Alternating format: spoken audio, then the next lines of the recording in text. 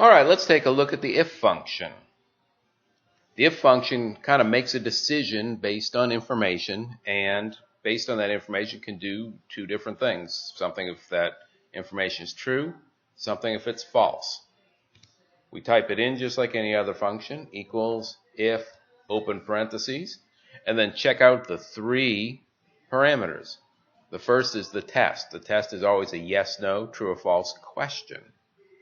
And then what we do if that question turns out true, what we do if that turns out false.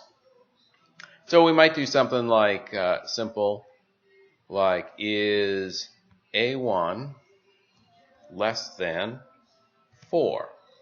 That evaluates to yes or no. It either is or it isn't. In this example, the answer is yes. Okay, so we'll hit comma, and then we'll put in what's the value if this is true. Well, we'll put some text in the box with double quotes. If A3 is less than 4, we'll say less. If A3 is more than 4, we'll say more. Close parentheses. We'll hit enter. And then you can see it's less. Now, part of the reason we're using the function is maybe this is a number that could change. If I put a 5 here, you see it's automatically changing the less to more. I can put that back to 1. Also, if I use the fill handle, the function might work for multiple rows and do something different for different rows. So, for example, in the 5 row, we're doing something different.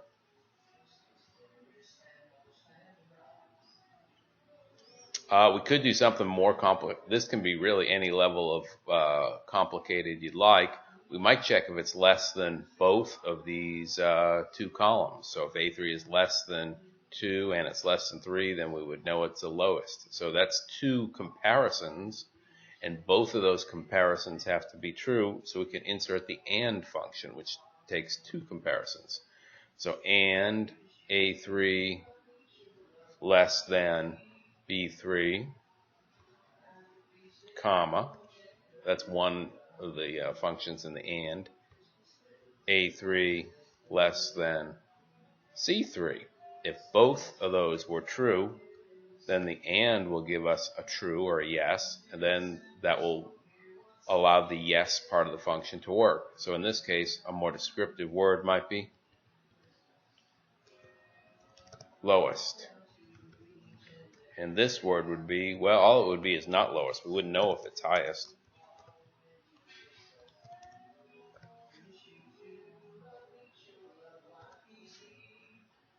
And then that would be a function. We can use the fill handle and have it work for all of our rows.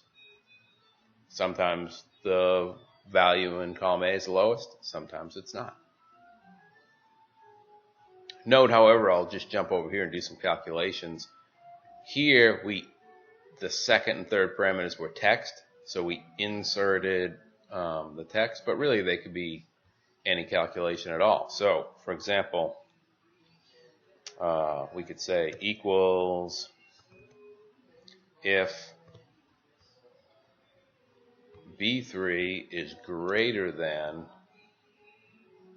C3, then take B3 and multiply it by 5. Otherwise, take C3 and multiply it by 5. So if B3 is larger, we're going to take B3 minus 5. If B3 is not larger, we'll take C3 minus 5. And so we did 3 times 15 in this case. Let's fill handle and see how it works for different rows. Row 4, well, it's also a 3, but it's taken from column 1, 3 times 15.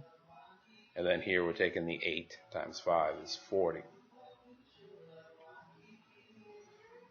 And then one more example here. Both of the examples I just showed you have a single outcome. If the thing is yes or no, only you get one thing. If the thing is yes, you get one thing. If the thing is no, you get another thing. So there's kind of two different outcomes. But sometimes there's 3, right? We have 3 numbers here. Maybe something will be greater than 1 and not greater than the other. And so we can do multiple comparisons because the if function is legal to put in parameters 2 and 3 as we did in the calculation, right? So if you look back at our calculation here, we put a calculation in the outcome. Well, an if function could be put in there and have two of its own outcomes. So let's look at that.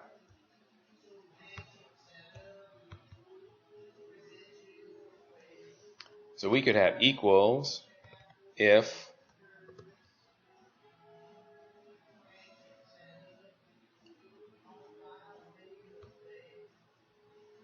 A3 is greater than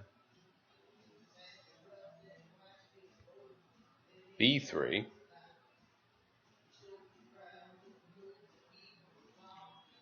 comma, if A3 is greater than B3, then we might also put in here, so if we, well, I could maybe say, let's say greater than,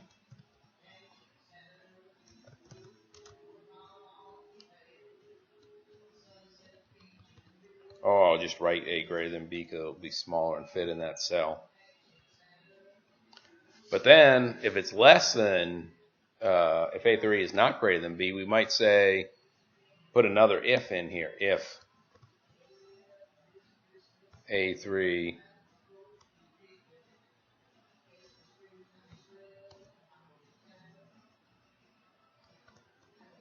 greater than C3. Now, in this case, it'll be, this cell is only going to fire when we have something that is less than B3 and greater than C3. So I'll put less than B, greater than C as a reminder there. And the third parameter is, I'm just putting some printouts on the screen so you can see the results.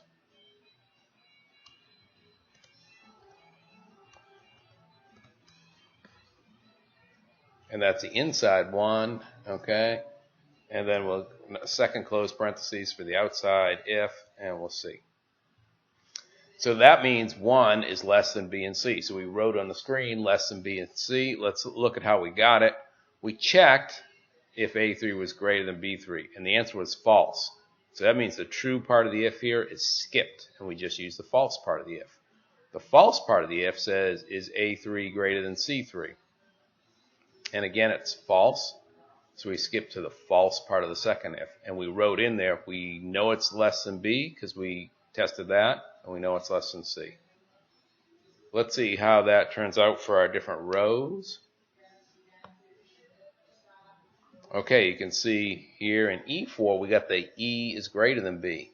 That means we did our first test is A greater than B, and that was true.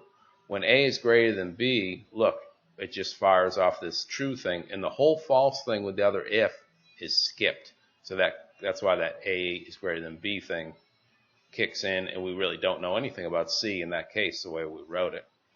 And then here we're back to B is less than B and C. Let's see, the only condition we never came up here is this less than B greater than C. We could do that here, like the number 6 would be less than B and greater than C. So I change this to a 6, hit enter, and you'll see that output less than B greater than C changes. So that's kind of the combinations we have, right? We can do a simple test. We can use an AND to combine some tests. You can also use an OR that would say, well, if one of the tests is true, that's good enough, just one or the other of the tests. So I'll leave that as an exercise. Also, if there's more than two outcomes, then we can put an if inside one of those outcomes. So here we have an if inside the outcome of the first if. And then the calculation of the outcome could be any amount of complexity. So where we have B3 times 5, think of that as any type of calculation at all. It might use the sum function, the min function, really, or anything. It could be multiple multiplications, things like that. Okay, so take a look at that and realize that if you're creative, you can do a lot of different things with this.